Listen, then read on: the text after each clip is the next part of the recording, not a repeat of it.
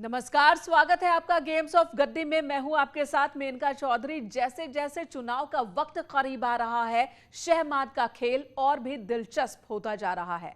आज बात होगी कांग्रेस की और उससे जुड़े सवालों की। उत्तर प्रदेश में चुनाव से पहले कांग्रेस कसरत तो कर रही है, लेकिन मौजूदा हालात में उसके सामने कई सवाल खड़े हैं। मसलन यूपी में कांग्रेस कैसे मजबूत होगी? यूपी प्रभारी प्रियंका गांधी आखिर 43 दिनों से कहां हैं? जब सेनापति यानी कि पार्टी प्रभारी ही जमीन पर नहीं, तो कांग्रेस चुनावी जंग या फिर लड़ाई में जीत कैसे हासिल करेगी? एक सवाल इस बात को लेकर भी कि कांग्रेस का राष्ट्रीय नेतृत्व उत्तर प्रदेश में दिलचस्पी क्यों नहीं दिखा रहा। तो ये वो तमाम सवाल है जो कि कांग्रेस से जुड़े हुए हैं। अगले आधे घंटे आप बने रहे हमारे साथ, सभी सवालों का जवाब तलाशने की कोशिश होगी। उत्तर प्रदेश में चुनावी संग्राम छिड़ा है, सियासी दल अपना दम दिखा रहे हैं, लेकिन कांग्रेस की यूपी प्रभारी प्रियंका गांधी करीब 43 दिन से उत्तर प्रदेश की जमीन पर दिखी ही नहीं। ऐसे में सवाल इस बात को लेकर है कि कांग्रेस का चुनाव अभियान कैसे चढ़ेगा परवान।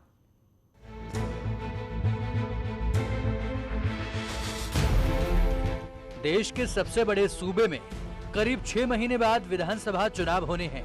हर दल अपनी कसरत कर रहा है, लेकिन देश की सबसे पुरानी पार्टी यानी कांग्रेस के राष्ट्रीय नेतृत्व की भूमिका पर कई सवाल खड़े हो रहे हैं।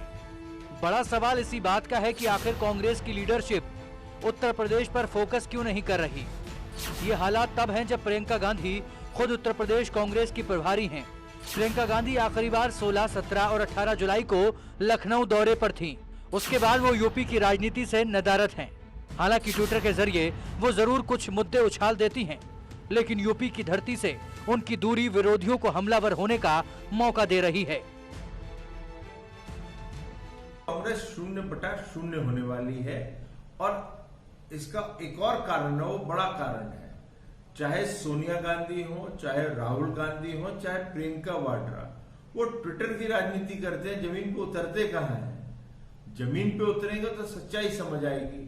तो ट्विटर के राजा जो महाराजा है और महारानी है, वो खाली ट्विटर पे ही रहेंगे और पार्टी 0/0 रहेगी। प्रियंका गांधी 18 महीने बाद जुलाई में लखनऊ पहुंची थी, मगर तब से उनका यूपी ना जाना कांग्रेस की कमजोरी को भी उजागर कर रहा है।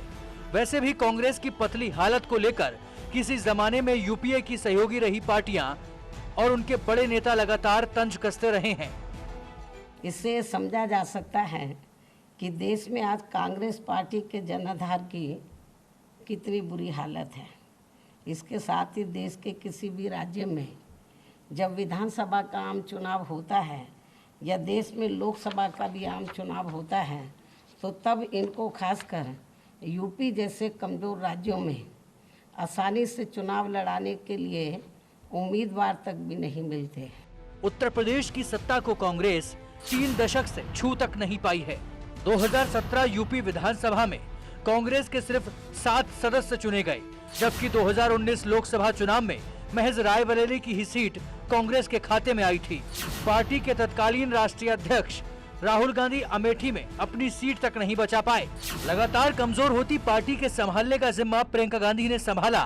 वो खुद यूपी कांग्रेस की प्रभारी बनी, मगर चुनाव से पहले उनका उत्तर प्रदेश की धरती पर न दिखना कांग्रेस की सियासी संभावनाओं पर कई सवाल उठा रहा है। हालांकि पार्टी नेताओं के सपने कुछ अलग ही हैं। प्रियंका जी ने पूरी नेटवर्क तैयार कर लिया है और वैसे भी वो उसकी प्रभारी हैं। मुझे पूरा विश्वास है कि अच्छा प्रदर्शन कांग्रेस पार्टी करेगी। प्रियंका गांधी इस देश की सबसे अधिक लोकप्रिय नेताओं में से एक हैं और मुझे यकीन है कि देश करवट ले रहा है, राजनीति करवट ले रही है और राजनीति करवट लेगी और 2024 में बीजेपी का सिंहासन पलटने का काम यही प्रियंका गांधी करेंगी, जो आप लोगों को दिखाई नहीं देगी। उत्तर प्रदेश में चुनावी माहौल गर्म है। तमाम राजनीतिक दल अपनी अपनी रणनीति को अमली जामा पहना रहे हैं, लेकिन कांग्रेस प्रभारी प्रियंका गांधी का 43 दिन से उत्तर प्रदेश न जाना कांग्रेस की किस रणनीति का हिस्सा है, इसका जवाब हर किसी के पास नहीं है। Bureau report, news 18।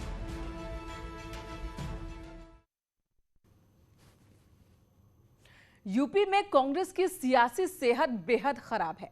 इसके बाद भी पार्टी नेता मैदान में नहीं उतर रहे, जबकि दूसरे सभी दल अपना दम दिखा रहे हैं। इन हालात में कांग्रेस कैसे मजबूत हो पाएगी और जनता कैसे जुड़ेगी, इसका जवाब फिलहाल लीडरशिप के पास है ही नहीं।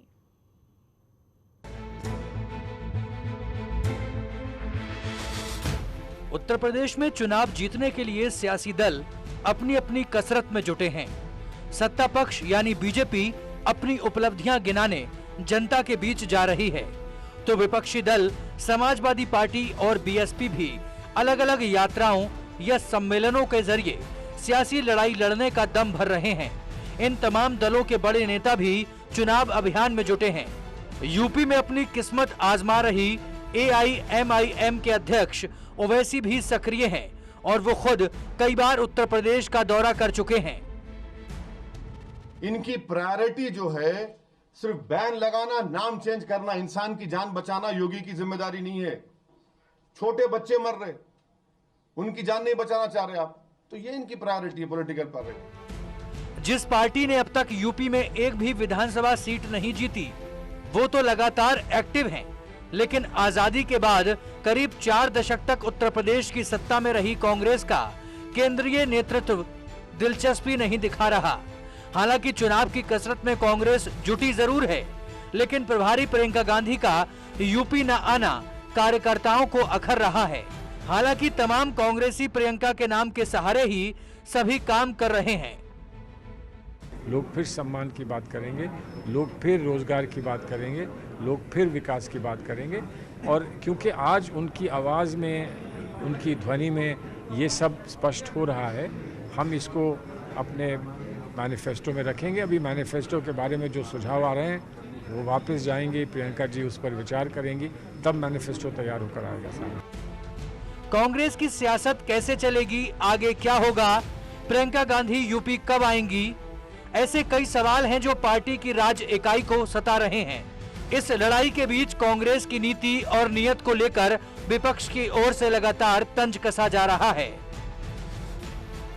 पूरे भारत के लोग अच्छी तरीके से कांग्रेस और कांग्रेस की नीतियों को जानते हैं। केवल चिड़िया उड़ाने से ट्विटर पे काम चलता नहीं है, जमीन पे काम करना पड़ता है। कांग्रेस का कोई वजूद ही नहीं उत्तर प्रदेश में रह गया, ये उनको रियलाइज हो गया और समझ चुके हैं कि कांग्रेस का उत्तर प्रदेश में अब कोई वजूद नहीं रह गया। और जहाँ जहाँ वजूद था वो भी खत्म हो रहा है। आपने देख लिया, छत्तीसगढ़ में भी वही हो रहा है और पंजाब में भी यही हो रहा है। तो इसलिए वो उत्तर प्रदेश में आके समय क्यों खराब करें। सत्ता पाने की कसरत में हर कोई जुटा है और कांग्रेस के सामने भी खुद को साबित करने की चुनौती है। इसलिए नेता आरोपों के जरिए अपनी जमीन मजबूत करने का दम भर रहे हैं। जो समाजवादी पार्टी, बहुजन समाज पार्टी और भारतीय जनता पार्टी का सच है, 32 सालों की सरकार के दौरान जिस तरह उत्तर प्रदेश में लूट खसोट, भ्रष्टाचार और जहां भय पूरा युक्त समाज को बनाने का काम किया, चाहे वो रोजगार के क्षेत्र में हो, कानून व्यवस्था के क्षेत्र में हो या विकास का मॉडल हो, उस पूरे मॉडल की वास्तविकता को बताने का काम कांग्रेस के कार्यकर्ताओं को प्रशिक्षित करने का काम कांग्रेस पार्टी कर रही है। कांग्रेस के लिए यूपी में अपनी पकड़ बनाना अभी भी चुनौती है। प्रियंका गांधी के प्रभारी बनने से पार्टी नेताओं को बहुत उम्मीदें थीं, मगर चुनाव से पहले पार्टी प्रभारी का जमीन पर ना उतरना एक अलग तरह की चुनौती को लेकर आया है। अब सवाल यही है कि प्रियंका कब यूपी आएंगी और कब कांग्रेस के चुनाव अभियान में तेजी आएगी। Bureau report, news 18। तो ये बात कांग्रेस कह रही है कि हम हर मुद्दे पर सड़क पर हैं, लेकिन जो कार्यकर्ता हैं वो भी अब सोच रहे हैं कि प्रभारी कब नजर आएंगी। और जानकार तो ये कह रहे हैं कि कांग्रेस न 3 में है न 13 में है। शायद यही वजह है कि जो एक्टिविटी 2-3 महीने पहले कांग्रेस की दिख रही थी वो अब नहीं दिख रही। एक ब्रेक के लिए रुकते हैं, तुरंत लौटेंगे।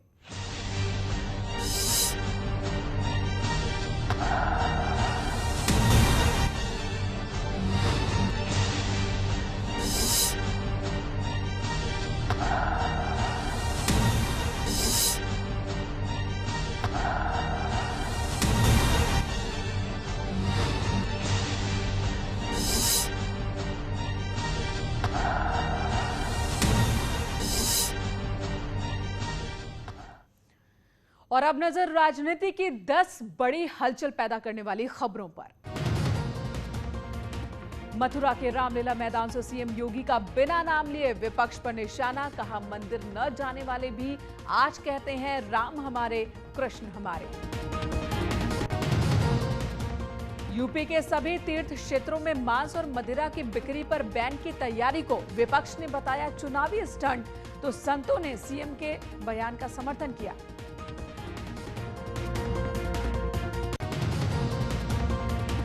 अखिल भारतीय अखाड़ा परिषद के अध्यक्ष महंत नरेंद्र गिरी का बयान, धार्मिक स्थलों पर शराब और मांस की बिक्री बंद किए जाने के फैसले का सभी साधु संत करते हैं समर्थन।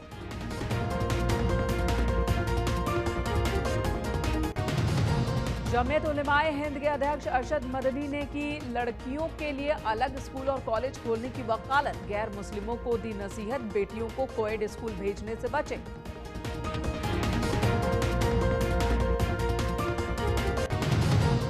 अरशद मदनी के बयान पर डिप्टी सीएम केशव मौर्य का पलटवार, बोले ये वही लोग हैं जो मुस्लिम तुष्टीकरण करते हैं, हमारे यहाँ बेटा बेटी एक समान।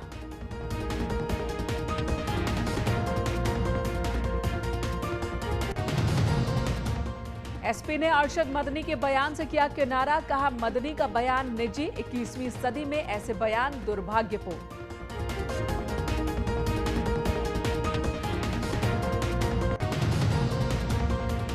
कांग्रेस नेता प्रमोद कृष्णम का समाजवादी पार्टी पर आरोप, कहा एसपी के कुछ लोग मदद कर रहे हैं बीजेपी की, आतंकवाद के नाम पर मुसलमानों को बदनाम करना चाहती है बीजेपी।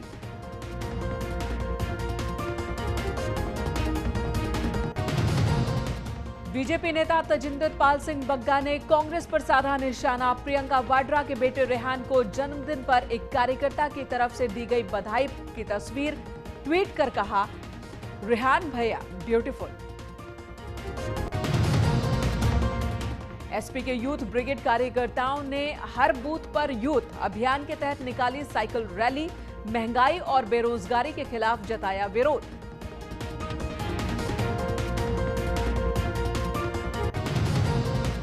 पौड़ी में विधायक विनोद कंडारी के काफिले को बेरोजगारों ने रोका, रोजगार न मिलने को लेकर जमकर की नारेबाजी, विधायक विनोद कंडारी ने हाथ जोड़कर मामला शांत कराया।